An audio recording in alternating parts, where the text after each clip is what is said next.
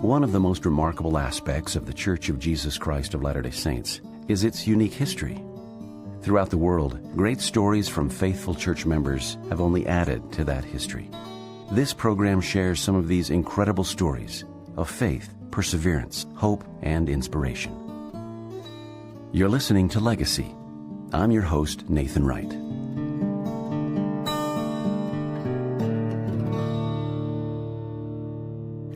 He was an extraordinary man by any measure. He was an inventive genius, an entrepreneur in the best sense, a public servant wherever he lived, a man of integrity, a man who cared for the poor. He was a man of faith, one loyal to the prophet and the Lord in all his doings. Above all, he was a faithful husband and a good father. He provided for his families both temporally and spiritually. These words, spoken by Elder Merrill J. Bateman, were describing Jonathan Browning, Mormon pioneer and American gunmaker. With us today in the Mormon Channel studio is Betsy Lee Browning, Vice President of the Jonathan Browning Organization. Betsy Lee, welcome to Legacy. Thank you. Would you please tell us more about the Jonathan Browning Organization and what it does to keep the memory of Jonathan Browning alive, not only for his descendants, but for the rest of us as well? The organization was formed in 2005 when we celebrated Jonathan's 200th birthday at the Union Station in Ogden. For those that don't know it, the Union Station has the Browning Gun Museum right there at Union Station, and it's got the history of all the guns that he invented and a great display of guns.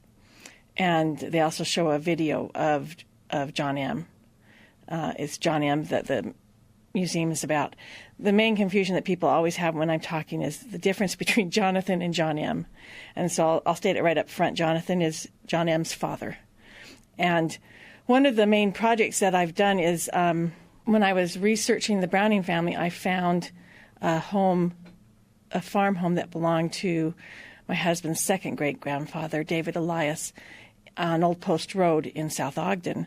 And we moved that farm home and founded a home at Fort Buenaventura. And so they've completely restored that farm home. That's been our biggest project that we've done. We're also having another celebration on the Saturday before the 24th of July, the 23rd, because the 24th is on a Sunday. So we're having another Jonathan Browning Association gathering at Fort Buenaventura to dedicate this home. Very good. You have the last name Browning, Betsy Lee Browning. What is your connection with the Browning family? Tell me all about this. My history is I'm a Newhouser. Is my maiden name, and I'm a convert to the church, raised in Oregon. And I married Devin Browning, who Jonathan is his third great-grandfather. And Jonathan has played a great role in our lives. We've done a lot of activities involving Jonathan, and I've been able to visit many of the places that he lived. In around 2000, my husband was the same age as Jonathan crossing the plains, and he decided he was going to make a trip on his bicycle from Nauvoo to Ogden. Wow. So for the next 3 vacations, we accomplished that, and he rode sometimes 100 miles a day, up mountain passes, and I was the sag wagon. I pulled the trailer. And I've been back to Tennessee and roamed the hills where Jonathan's and Edmund's first farm was. And I've been to another town that he lived in next to Quincy. And I've been to Nauvoo, of course, many times and visited his home there. Wow. So let's go back to the roots of the Browning family. You mentioned he was born in Tennessee. Let's talk about that a little bit. His father's name was Edmund, and his mother's name was Sarah Barbara Allen Browning. And they were farmers at a place. Edmund bought a farm in 1808 at Brushy Fork near Bledsoe Creek in Tennessee. Beautiful spot, rolling hills. There's still woods there. There's remnants of the old highway that their house was by, but there is actually no remnants of the family living there anymore. I found the original farm, visited, and got permission to wander around in the woods, and they think there might be a few rocks that might have been the foundation of their cabin at one time. His father was a farmer, large family, and was having a really hard time surviving. And I think Jonathan decided from an early age that he did not want to be a farmer, that the existence was too hard. He wanted to do something else. So the neighbor had a gun that wasn't functioning, and Jonathan went to him and said, I'll work for you for a week on your farm in exchange for that gun. And they say that's the only week he ever did with enthusiastic farming. And so he took the gun and fixed it and sold it back to the neighbor for $4. And that was his calling right there. He knew that was his calling. So what he did was he had a friendly neighbor that was a blacksmith, and he went to the neighbor and did his chores early in the morning and late at night, and spent the time with the neighbor during the day and learned the blacksmith trade. And the neighbor taught him everything that he knew. But Jonathan saw a gun with the name Samuel Porter, Nashville, on it, and decided he needed to go to Nashville to learn how to make a real gun. He couldn't make the barrels, and so he needed to learn how to make barrels. So he borrowed a horse of his father's, rode to Nashville, and didn't even tell Samuel he was coming. He just showed up at his door and said, I'd like to apprentice with you for no charge, and learn the trade of, how to be a gunsmith. And Samuel was evidently a good guy, and took him in and found out that he liked Jonathan. He taught him everything he knew, and at the end of 3 months, he offered Jonathan a partnership in his business. But Jonathan had a girlfriend near Brushy Fork, Elizabeth Stalcup. She lived in Gallatin, and she had long brown hair, and he was wanting to get married to her. So he got the Samuel Porter did give him some money, and he bought some extra tools to take back with him. So he went back and he married Elizabeth, and her father was deceased at the time, and her mother, Barbary, was living in Gallatin, but they ended up near Nashville, about 11 miles from Nashville, and they started their family there. So he came back from this very successful time learning to be a gunsmith, started his own shop, but they didn't live very long in the Brushy Fork area. What precipitated moving away? His wife was from Nashville originally, and that's why they decided to move out to Nashville, because her family was out there. His family remained in Brushy Fork until 1831, when his father sold the farm and moved to the southern tip of Illinois, and joined his family eventually joined him in a little town called Fairfield, and Edmund died in Fairfield in 1933. And then Jonathan joined the family there in 1934 and remained there for a short time before moving to a little town called La Prairie in Adams County, Illinois. And both these towns are fairly close to another town that most people will recognize.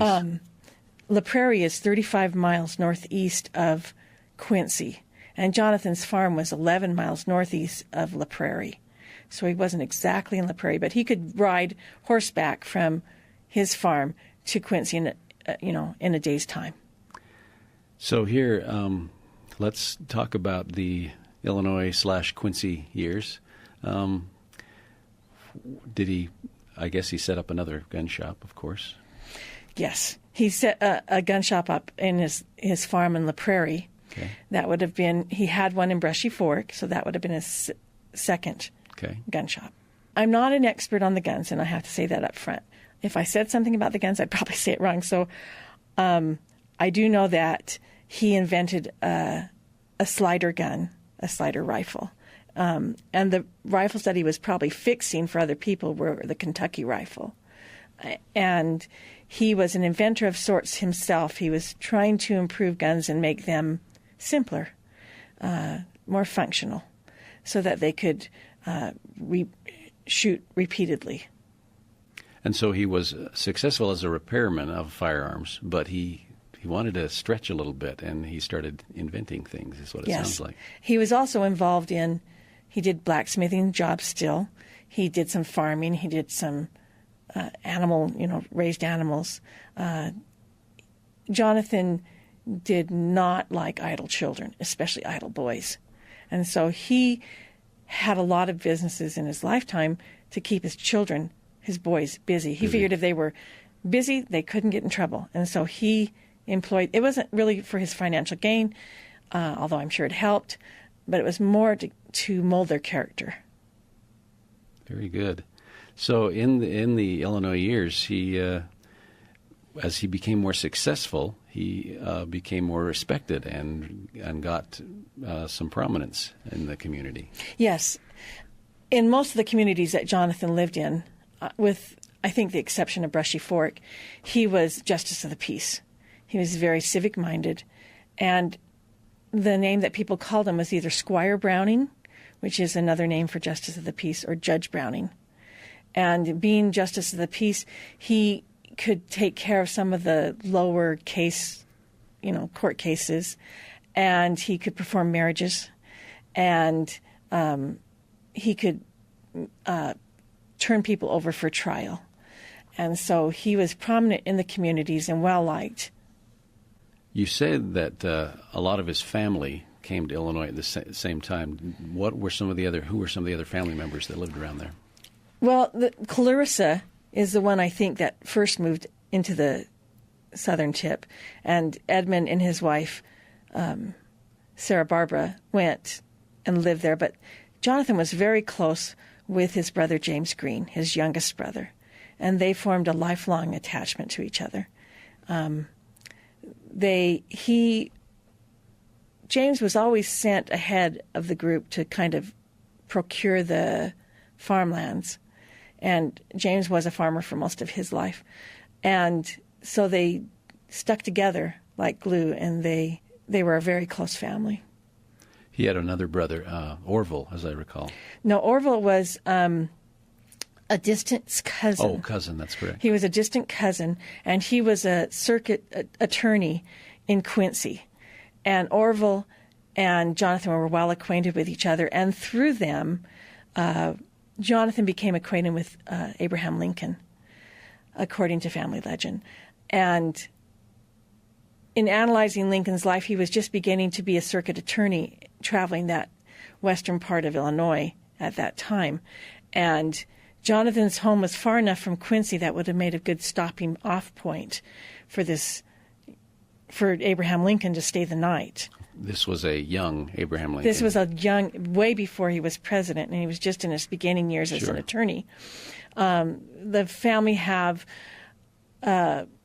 tales of them yarning together, is what they call it, and they sit down and talk. And the fact exists that most likely Abraham Lincoln did stay twice at Jonathan's home in La Prairie. It was about this time that members of the church were booted out of Missouri and started basically flooding into Illinois. What was Jonathan's role in welcoming the members of the church? Do we know? I think Quincy was in the beginning very favorable to the exodus of the saints and tried to help them, seeing their dire straits. And Jonathan, being Justice of the Peace, was well known in the time, and he had heard about the Mormons, and there are a couple stories of how he actually learned about the church, but we don't know which one is exactly, but someone introduced him to the church, and later he was able to meet the prophet Joseph. But I do think the turning point in his conversion was the Book of Mormon. And once Jonathan converted to the church, he was a full convert. He did everything in his power to progress the church in that area. And eventually he left his farm in La Prairie in charge of his brother James Green, who lived nearby him, and proceeded to go to Nauvoo to join the Saints. And James Green always remained out there on the farm by La Prairie and supervising the two farms. And Jonathan rented for a short time period in Nauvoo, and then he bought a house from James Benjamin Bird and James had a log cabin in Nauvoo, and he had just finished 3 months earlier a 2-story, very nice house in Nauvoo for the time period. And so Jonathan bought this property and the house from Benjamin Bird and added on a gun shop on the left side of the house, and proceeded to do his gunsmithing and and he helped a lot in the economy of Nauvoo, because many people that were in Nauvoo were poor, and the economy was struggling, and having this business of gunsmithing really helped the economy. Very good. This is Legacy on the Mormon Channel. We're visiting with Betsy Lee Browning, Vice President of the Jonathan Browning Organization. And, of course, we're talking about pioneer and gunsmith Jonathan Browning. Where in Nauvoo did he set up his shop? He set up his shop right there on Main Street. And I was listening to a former show of yours, and it was talking about Main Street and how it was just a dirt road at that time period, and how it was muddy, and how they had sidewalks on the side so people could walk. And so he was right in the main business district of Nauvoo. Did he come up with any new inventions while he was in Nauvoo? Most in Nauvoo, he manufactured guns, and his invention that he had of the 6-slider, guns were constantly improving, and so there were better guns made after that. And so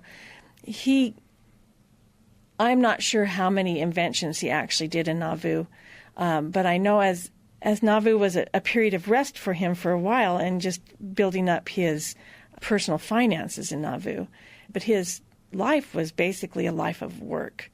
It took 2 weeks to manufacture a gun, and there was a lot of pounding and hammering to make that gun, and the price today would seem very small to us. But he had a lot of children by then. He eventually had 12 by his first wife, and unfortunately he lost one daughter right after birth, and she was buried right next to the Browning home. But he was constantly busy, and I'm sure he brought his boys into that business and was teaching them, because almost every Browning knew about guns. Every son of Jonathan could fire, fix, knew the parts. They all were quite educated in guns. And so he had quite a few boys, and so I'm sure he involved them in the family business. And right before the Saints, during that time period, he was working on the temple also. So his life was very busy in Nauvoo, but it also, I think, was a period of rest for him, too, from some of the worries and the stresses until it started getting bad. And in that, he was very useful for the church, in that he was a blacksmith and could repair wagons, he could repair guns. He was very, I'm sure he helped tons of people with their getting ready to make the exodus out of Nauvoo. Backing up just a little bit, can you tell us anything about his relationship with the prophet Joseph? We know that he knew the prophet very closely, and that the prophet used his skills for his own personal benefit, like he would bring something down to be mended, and Jonathan had a extreme loyalty to the prophet. And I'm sure the prophet knew him, conversed with him very often. And one of the daughters remembers, Asenath remembers the prophet being in their house.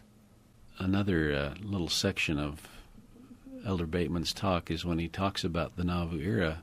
He says one of the more interesting features of the Nauvoo guns was an engraved plate on the stock reading, "Holiness to the Lord, our preservation."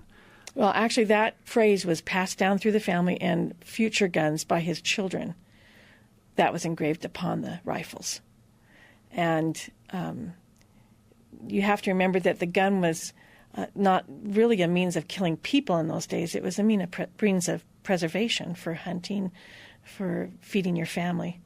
The gun was basically used for everyday life, and it was part of pioneer life. As I understand from what I've read, Brother Brigham asked Jonathan to stay behind for some time in Nauvoo to help people get ready. Well, what he did, he stayed. The family tradition is that he was his family and the Carding family, which married into his family, were the ones of the last people to leave Nauvoo because they stayed and helped the saints. And actually, what happened, to back up just a second, after the prophet was killed, Jonathan removed his family back to his farm in Adams County. His wife was pregnant and near due, and so they moved back temporarily back with James Green and stayed there for a season, and then eventually came back to Nauvoo before the Exodus. So for a short period of time, we don't know exactly how long or where Jonathan was exactly. Maybe he remained in Nauvoo, but we do know that his wife delivered a child back on the farm in Adams, and it was more of a protection for his family. Sure. Now, once they left Nauvoo, they traveled across Iowa and put down roots there for a time, as I understand. Yes. They ended up in... It was there was another name for it. It was Sarpy's Tatler's Point, and it was on the Missouri bottoms. It was a half a mile south of a little village called Indian Traders, and they named it. The Brownings named it Mosquito Creek. Now that name in itself can give you an idea of how nice the place was, but they did remain there. Right at that time, Brigham was asking for volunteers for the Mormon Battalion, and Jonathan was right up there volunteering. And they had a line of men lined up, and one of the bishops at the time said, "You can't take everybody. You got to leave me somebody here." And so Brigham Young went down the line and he said, "Brother Browning, we really need you here to help the saints as they pass this point, to prepare them for the Exodus."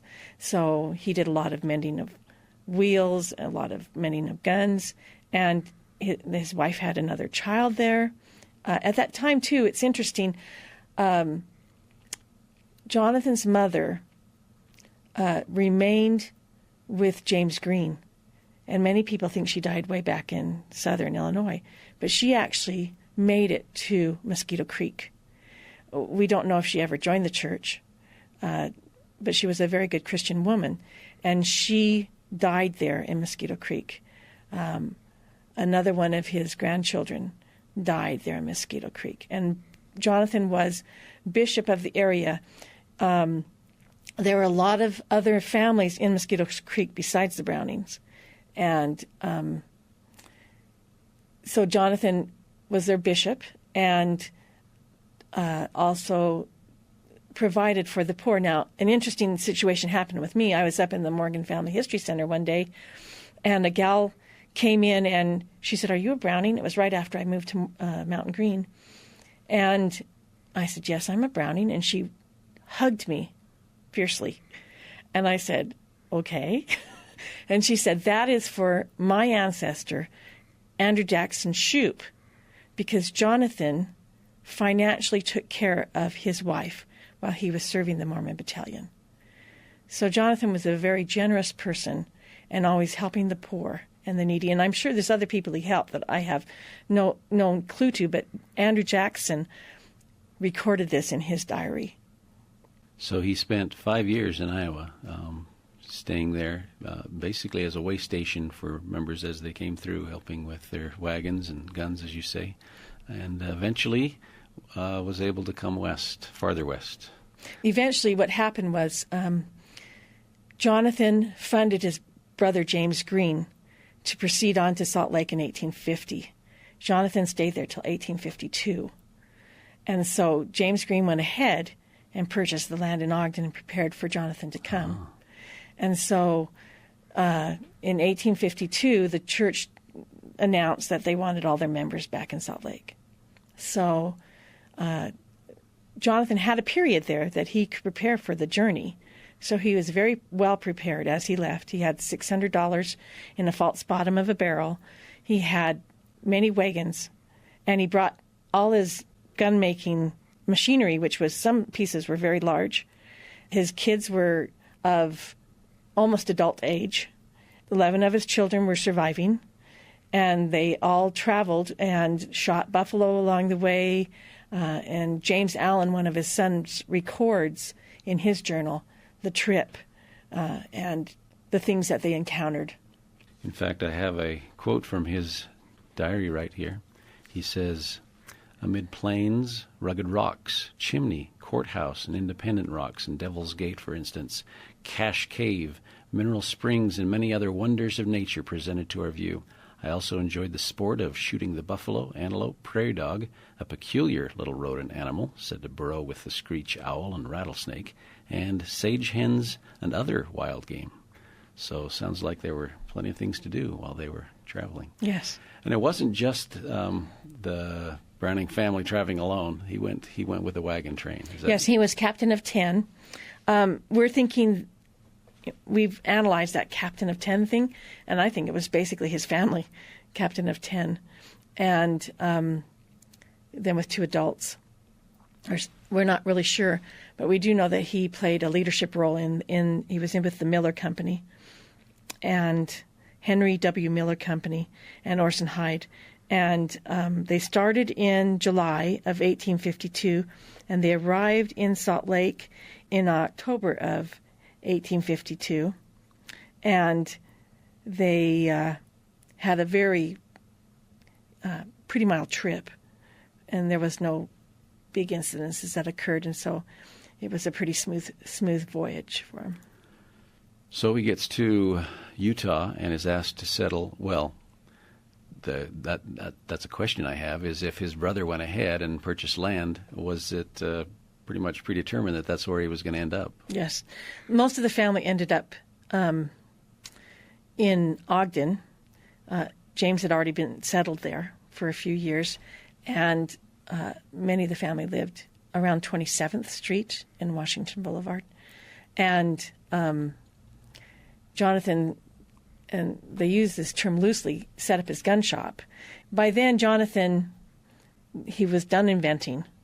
He didn't invent it all in Ogden. He pursued other pursuits in Ogden. And I don't think he wanted people to know that he had this gun shop behind his house, because it was crudely made. Rough boards, it's just in his backyard. And he had come to Ogden. He had followed the church's admonition of polygamy and taken a second and a third wife. And the kids of his first wife were, by that time, they were marrying and starting their own households. And he fathered children actually till he was 70. His last child was born when he was 70. And he was very proud that he was able to father children up to 70. And he loved his children, was a great family man. But he was starting new ventures in business. He had a lot of tanneries, molasses mills, brick making, lots of, and these were basically set up for his children. Just to keep him busy.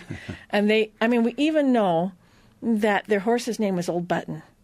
And the children's duties were they took Old Button up to, they had to grind chips for the tannery, and so they took Old Button up to the, I don't know what circular thing that they would ride, and the kid would have to ride him all around all day. And if he fell asleep, the whole tannery would stop because they needed these things ground. And so the boys, I'm sure the girls were put under Elizabeth and their mother. And the second wife was Elizabeth Caroline Clark Weir. She had 2 daughters from a previous marriage. She had been divorced from Thomas Weir. And then she married Jonathan and had 2 boys and a girl, but the girl died young. And so Matt and John were, of the Browning brothers fame, were her children. And then the third wife, Ann Emmett, she raised a lot of children that became prominent the men became prominent in Ogden politics and mayors and prominent citizens in Ogden. And so he had these 2 families that were close in age the kids were really close in age, and they did not call each other half brother or half sister. Between the wives, that was their siblings, and they would spend equal time probably at all the houses. Elizabeth was getting older at this time, and her family was raised and so John was one of the first ones to take interest in the gun-making procedure. And so he would spend a lot of time up in the old gun shop, the rough gun shop behind Jonathan's house.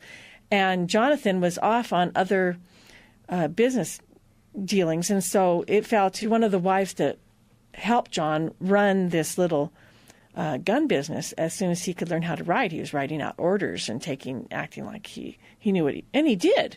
He knew at an early age all the parts of a gun. He knew how to fire a gun. He'd created rough guns himself as a young boy, trying to out of the pile of scraps on the floor. And those were his toys, and he grew up learning about guns. And when Matthew came along, Matthew was like his little shadow and looked up to John. And between the two, they became close and became close with all of their siblings that were from Elizabeth Clark's family and from Ann Emmett's family. And the other ones, they weren't as they knew him and they were, friends with him, but they weren't quite as close because they were off raising their own families. We're talking about the remarkable life of pioneer Jonathan Browning on Legacy Today. Betsy Lee Browning, family member and vice president of the Jonathan Browning Organization, has joined us. In fact, there's a traditional story of young John Moses where he's pretty proud of the accomplishment of his first gun that he built, takes it to his father and shows him, and Jonathan is reportedly to have said, "John Mose, you're going on 11. Can't you make a better gun than that?" And it just seems a little harsh, but they were in the gun business. So. Well, he had taken that gun, and he just had taken, for the stock of the gun, he just hacked it off with an axe. It wasn't finished to any degree. They had to carry a can of coals to light the gun to shoot it off. And they would swing it as they were walk up in the hills to keep the coals warm. Right. And so the first gun was a really rough gun. But then he got a gun from, a man who did the shipping, wagon shipping, came along, and he had a gun that was damaged in shipping. And John bought that gun from him, or was given to him for a low price. And it was damaged, and so he looked at that gun, and I don't know how old he was. I would imagine he's around 10 or 11, 12, and he decides that he's got to take that gun apart. And so he spends the time in prying apart the bent pieces and lays it out on the table and realizes that he could manufacture parts to replace that. And I think that's when he learned about the real workings of the gun. He had a brain that I think was excited thinking about guns. I think that's what he thought about a lot. And he also had a way of he could see how they worked. He had a genius for guns. I think he'd rather have been working on guns than been in school, but he realized that he needed a little bit of school, but he'd rather have been working in the shop than he would be educated. And Jonathan didn't place a real high value upon education. He taught his kids how to read, how to do simple math. Considering Jonathan himself, when he was back in Brushy Fork, there was no school, there was no church, there was nothing back in Brushy Fork for Jonathan to learn from. So Jonathan was mostly self-taught. And I think the same way that he thought his boys would teach themselves, which they did. Anyway, he had a mind that was inquisitive, and he wanted to learn more about guns and produce them. I've referenced the writings today of some a guy named Ron Schertz and Charles Scaliger, both who probably used as a reference the book that is sitting in front of us here called John M. Browning, American Gunmaker. Published by John M.'s son, John Browning, and Kurt Gentry. But one of the, as you're describing John M. the way that he thought. I wrote this section down. Browning's secret to his success is best explained by an incident involving his brothers Ed and George.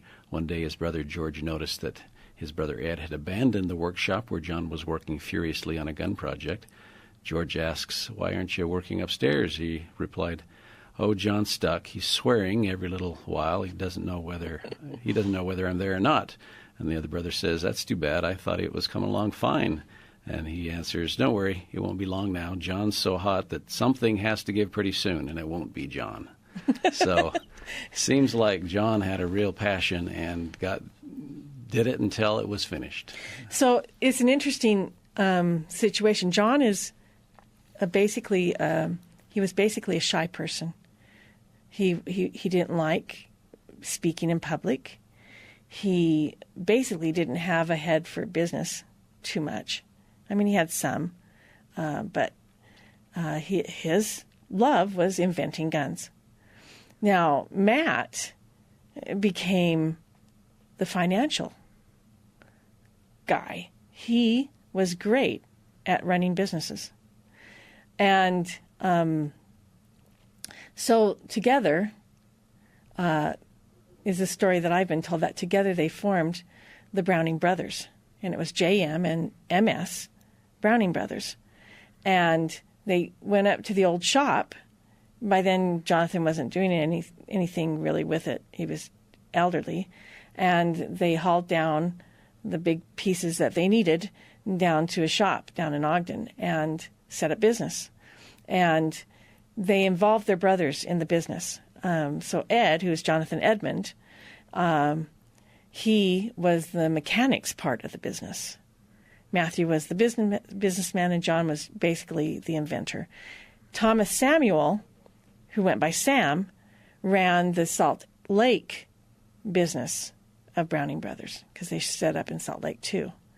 And so he was doing the selling down there. So they involved a lot of their family, but the main owners of the business were Matt and John.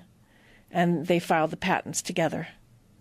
And so they started with producing a rifle, and I think they decided they didn't like being in the producing part.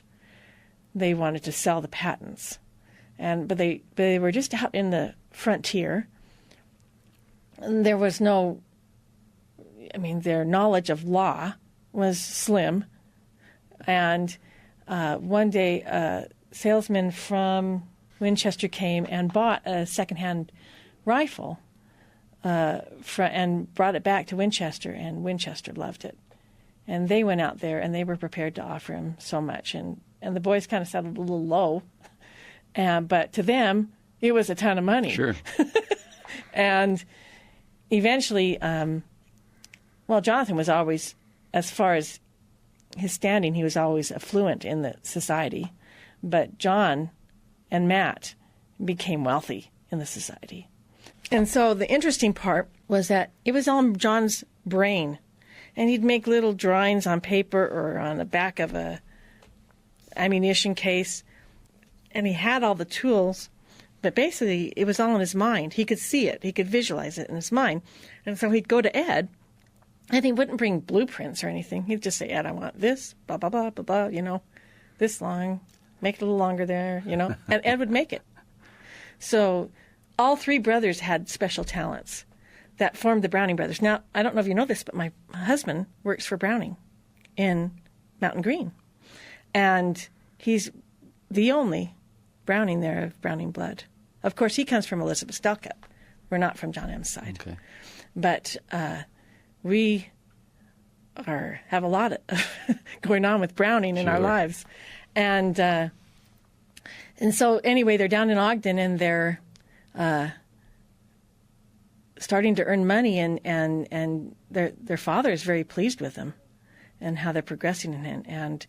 But the thing that we need to remember that is, if Jonathan wasn't creating rifles and guns, and there wouldn't have been the John M. Right. I mean, he would have gone in some other area. And he was always encouraging him to, you can do it better than that. You can do this. And John had the mind to do it. And so they started the rifle club in the early days of Ogden.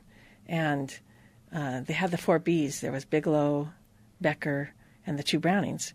And they were always at the rifles. And so one day they were there, and John observed that there was as they fired the rifle, the grasses would move. And he just created this idea in his mind, I can harness that energy.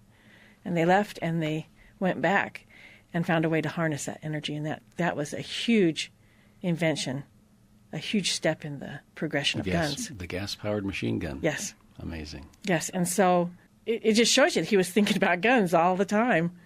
It was in his blood, just like I do genealogy a lot, and it's in my blood. At age 32, John was asked to go on a mission to Georgia. Yes. And so he fulfilled a successful mission. The story goes that he and his companion were in a sporting shop, taking a little break, I guess, and John picked up one of his rifles. It was a Winchester 87 repeating shotgun, and he handled it so well, the proprietor made some mention of it to the companion, and the companion says, well, he ought to. He invented it. Kind of an interesting story. Yeah, and you have to remember that they'd been out on the road for days, and they probably looked like dirty and a little bit, I mean, they probably weren't very dressed up like townspeople because they were out on the mission, and they had to rely on their own purse, and without their purse, and they had to rely on the people, the community, to provide for them. And so the guy did not believe them. He just kind of gave him a look of disgust and put it back up and said, okay, get out. But as you say, he was more of the inventor. He didn't want to be in the manufacturing business, and that's why he sold many of his designs and patents to Winchester, Colt, Remington. In fact, even went overseas to a Belgium company and spent a lot of time with them. Fabrique Nationale. Yes, thank you. And when it came time that the U.S. entered World War I, he was really in a position to make a lot of money. Mm-hmm. But something happened. What happened? Okay, so John was very patriotic, and he could have earned a lot of money from selling the Army his inventions. And he did sell his patents to the Army, but he didn't collect. He collected a fraction of what they were worth. And he did that on purpose to support. He said, we could have been out there in the ditches if we were born a few years earlier. And this is my way of supporting my country. And Matthew was right there with him. A lot of times, Matthew's left out of this equation. But to me, I don't think John would have been successful without Matthew and Ed. I don't think that he would have been as successful because he was... I don't think money mattered that much to him. I think if he had no money, he would have been just as happy. He was a family man. He was not into the riches of the world. I mean, he didn't want half of the things that were bestowed upon him, I don't think. And that's just my opinion. But I think he was proud of his accomplishments. But he did serve a mission, and it's interesting. All their activities in Ogden were centered around the church in that time period. And so he was raised to become a good Latter-day Saint. And he served a mission and completed it faithfully. The one thing that people say about the Browning brothers, which I think is a loud tribute to his parentage, is how honest they were. Everyone in the community admired both of them. They never did anything dishonest in their lives. Not that they were perfect, but they were raised to be good citizens, as all his children were. There's a couple of them that had a few problems, but on the whole, they were very, very good people. And I think that speaks volumes for Jonathan and his wives as to their parenting skills. And I think making them work. probably helped him out quite a bit too, and keeping him from being idle. Had a big part in it. Had a big part in it too, and that was all of Jonathan's plan. I mean, he wasn't. He knew what needed to happen, and it was probably the way he was raised. John Moses was, I guess, working in Belgium when he died of a heart attack, as I understand it. Yes. And was sent back home on a ship and was received with military honors, basically.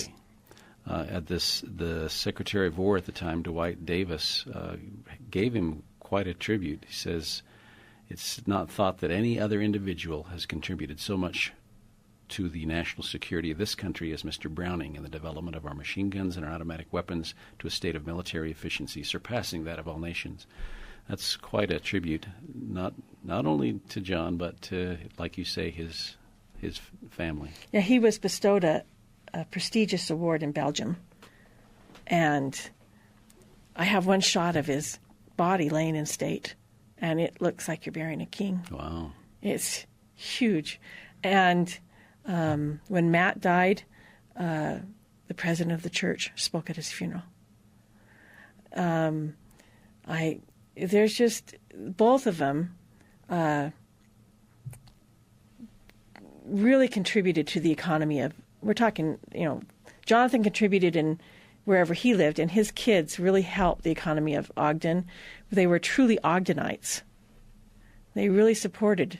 Now, Jonathan himself was a justice of the peace again in Ogden, and was very civic-minded in Ogden, too. So just to wrap it up here, Betsy Lee, why don't you give us kind of an overview of how you feel about Jonathan and his legacy,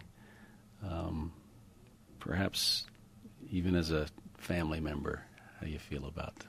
Well, it's strange because I have not a drop of Browning blood in me, and I claim it through marriage. And the reason I started it was so that my children could have example to look up to in their lives from their heritage. And it's amazing because I'm still finding things on Jonathan. I found an original document yesterday that I had never seen. And I've done this for 20 years. I've researched Jonathan for 20 years. And I created a CD of his and collected all the Browning pictures. Sometimes when you're doing research, you find the person isn't as good as you thought it was. But there's those times that the person lives up to his reputation. And that's how Jonathan was. I have 3 letters that I've been able to find that Jonathan himself signed. The first letter is about an issue in Weber Canyon, and he's writing Brigham Young. And it's the last paragraph that made me title my CD, Jonathan Browning, A Man of Honor. Because he's talking to Brigham Young, and he says, now, if you don't feel that would be for the public good, all I can make honorably, I want to assist to build up the kingdom of God. But if I cannot get it honorably before God and my brethren, I do not want it. I am, as ever, your brother and friend. And to me, that speaks volume. And in another letter, he's writing to D.H. Wells, and he's come up with this idea to defend the saints when they were coming in with Johnson's army. And he came up with a bazooka, pretty much for the church. They could create a bazooka to keep the army off. They never did it, but he was writing them to tell them he knew how to do it. And the third one is to his wife. And he writes to his wife, and he's upset that he's separated from him, and he's telling him to be patient. And he says, I desire to be patient under all circumstances, that I can know that patience is a great virtue. And he admonishes his kids to continue to cultivate patience. And it seems like his whole life he was trying to build up the kingdom of God. Once he learned about the gospel, from that point on, he never faltered till the day he died and breathed his last. And to me, that's enduring to the end. And he did it. And he was always trying to raise his kids and continue to teach them good principles. It's things that we do now, probably by prayer and being close as a family, and teaching him to love the prophet, teaching him about Joseph Smith and the Book of Mormon. Simple things that we do now can extremely influence our family in the future. And I think that's what I admire about him the most. It's not the guns. It's really not the riches. It's because they were good, honest, true family men. All him, the women in his life, and all of his children had a true love of God.